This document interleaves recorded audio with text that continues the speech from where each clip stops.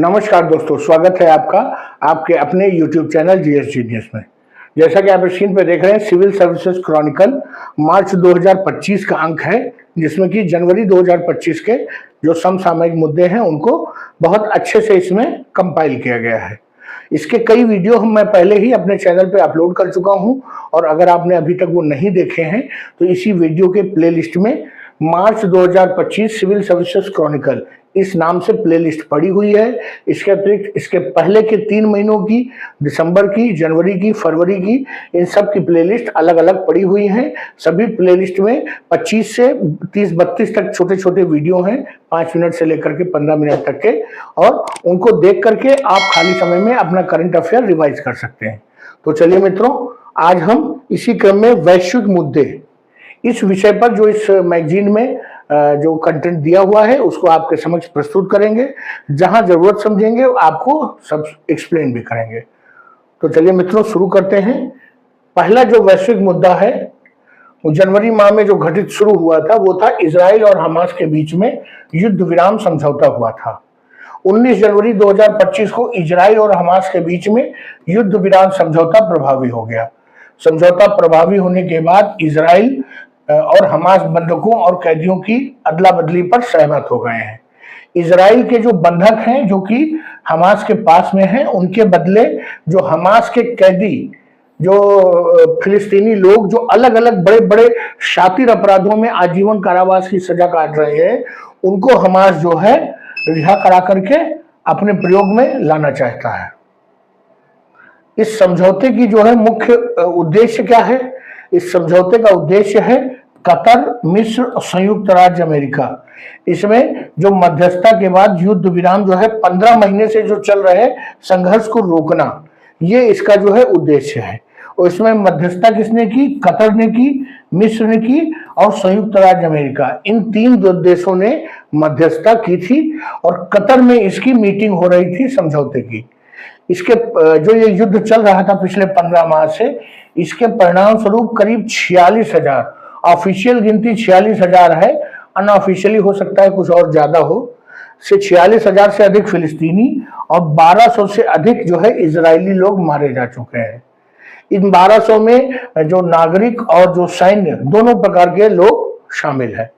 ये जो समझौते का प्रारूप है, ये अमेरिकी राष्ट्रपति जो बाइडेन द्वारा तैयार किया गया था। और ये जो समझौता है ये 3 चरणों में लागू होगा। आपको बता दें कि इस समय आज 4 मार्च है और समझौता अभी भी प्रभावी है, और दूसरे चरण का समझौता चालू होने जा रहा है। पहले चरण का जो समझौता है वो लगभग सफलतापूर्वक पूरा हो गया है। अब दूसरे चरण का समझौता जल्दी ही शुरू हो सकता है।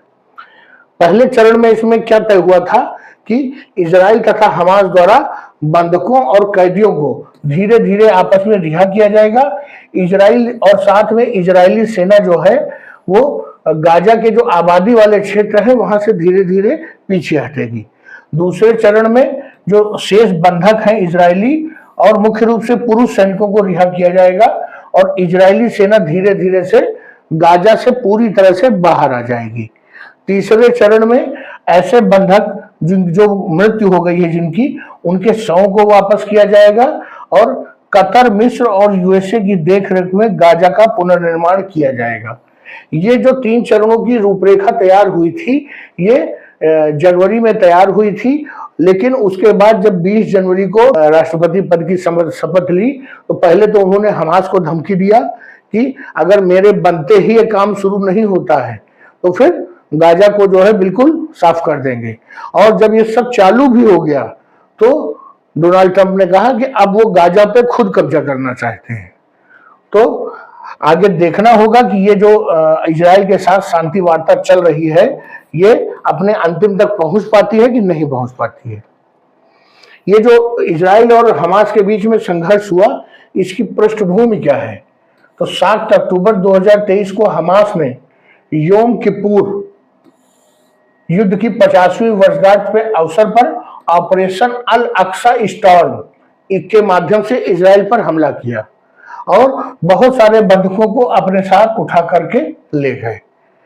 इजराइल को हमास के खिलाफ युद्ध की घोषणा करने और उसके बाद जो है इजराइल ने गाजा में जो सैन्य अभियान चलाया और बहुत सी जो मल्टी स्टोरी बिल्डिंग्स थी उन पर एयर स्ट्राइक किया, उनको पूरी तरह से डिस्ट्रॉय कर दिया। नॉर्थ गाजा में रहने वाले सभी लोगों को खदेड़ करके दक्षिणी गाजा में भेजा और उसके बाद दक्षिणी गाजा में भी बमबारी की।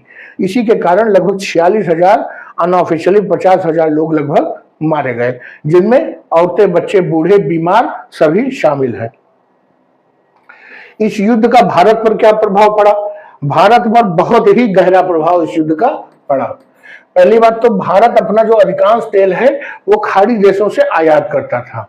तो अब जब हमास के साथ संघर्ष विराम हो जाएगा तो मध्य पूर्व में स्थिरता आएगी और भारत जो है तेल आयात के अधिक विकल्प उपलब्ध होंगे। जब से मिडिल ईस्ट में जो है गर्मा गर्मी बनी है इस युद्ध के कारण, भारत को मजबूरन अपना सारा तेल रूस से जो है आयात करना पड़ रहा है। व्यापार में आसानी होगी। हमास और इजराइल जंग के बाद जो हमास समर्थक हूती विद्रोही हैं, उन्होंने लाल सागर में जितने भी जहाज जाते थे उन सबको निशाना बनाना शुरू कर दिया, उनको बंधक बनाया, उन पर मिसाइलें फेंकी। लेकिन अब जब ये समझौता लागू हो जाएगा तो इसकी उम्मीद की जा रही है कि आने वाले समय में जो हूती की जो आतंकी गतिविधियां हैं इन पर भी लगाम लगेगी। और जब समुद्री मार्ग शांत होगा तो स्वाभाविक रूप से समुद्री व्यापार आगे बढ़ेगा। खाड़ी देशों से प्राप्त रिमिटेंस, अगर खाड़ी देशों की अर्थव्यवस्था जो है उस पर नकारात्मक प्रभाव पड़ेगा तो वहां पर रोजगार के अवसरों में स्वाभाविक रूप से कमी आएगी। और सरकारी आंकड़ों के अनुसार देश के 1.34 करोड़ जो एनआरआई हैं उसमें से लगभग 90 लाख जो लोग भारतीय खाड़ी देशों में रहते हैं और लगभग 50 से 55 लाख डॉलर की राशि प्रतिवर्ष भारत भेजते हैं। और भारत रेमिटेंस के मामले में कई वर्षों से लगातार नंबर 1 पर बना हुआ है। तो अगर खाड़ी देशों में शांति बनेगी, व्यापार बढ़ेगा, उनकी अर्थव्यवस्था बढ़ेगी, उन्हें और ज्यादा कामगारों की जरूरत होगी और कम से कम जो वहां काम कर रहे हैं वो स्थायी रूप से वहां काम करते रहेंगे, तो इससे भारत को आर्थिक लाभ अवश्य होगा।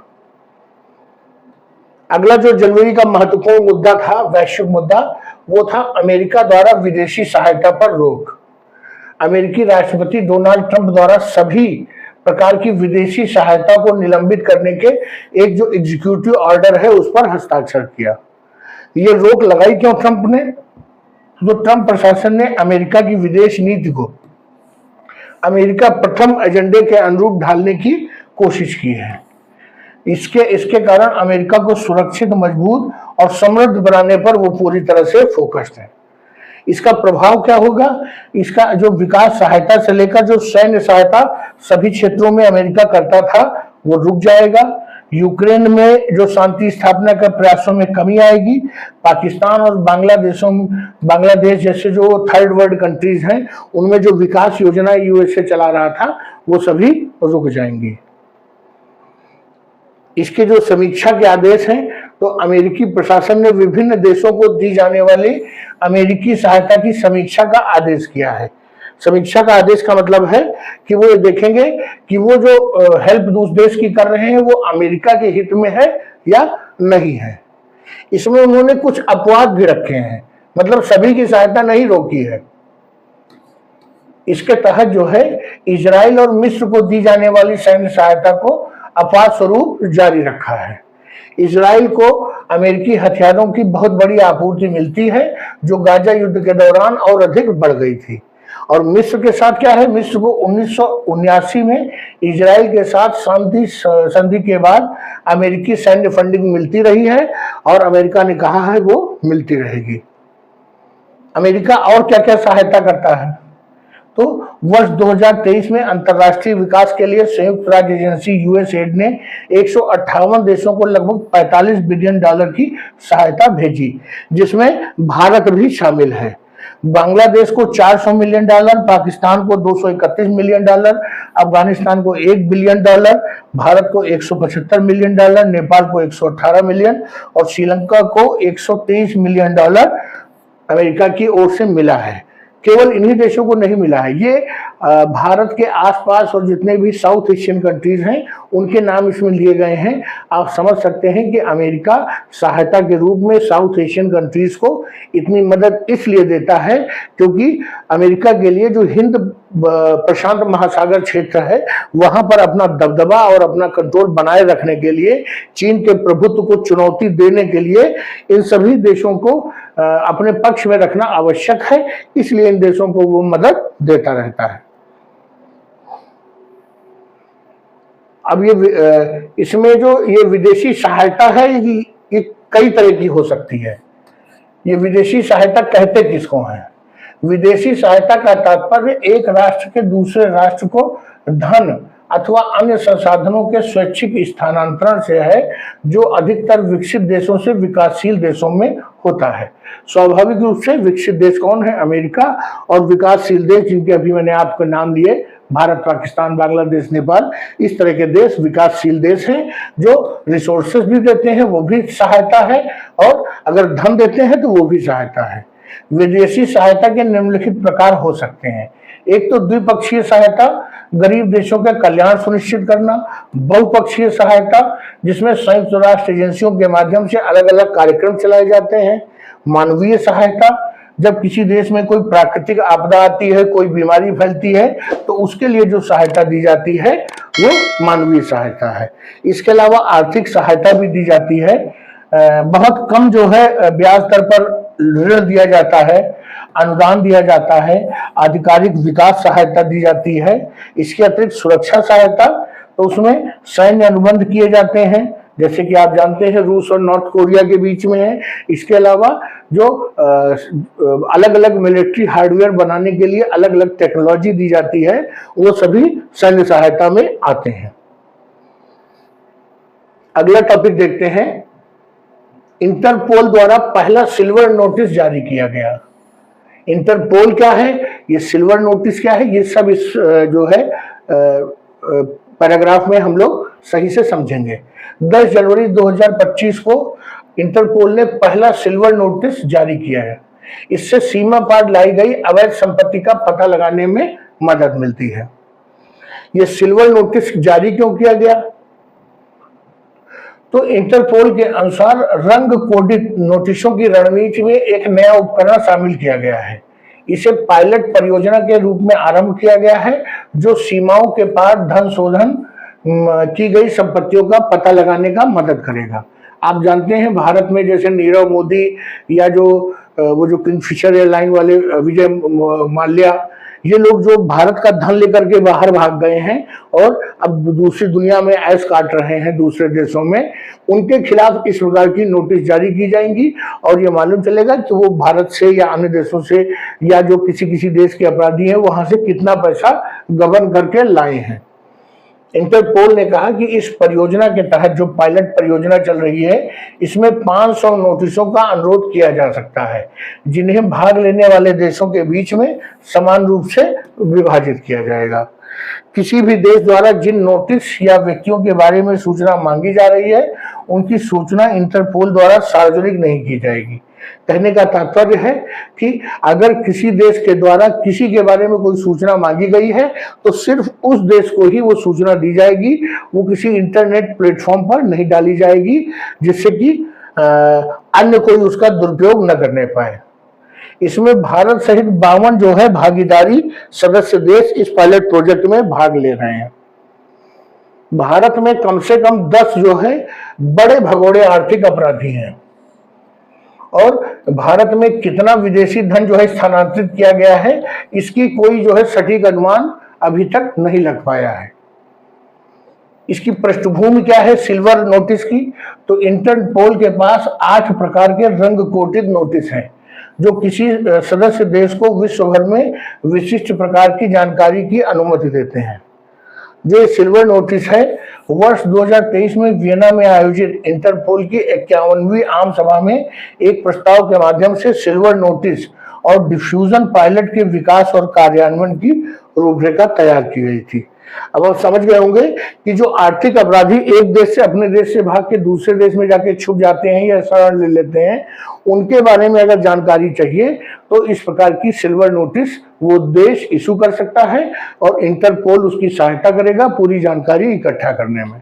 इंटरपोल के जो है 8 जो है कलर्ड नोटिस आती है, रंग कोडेड।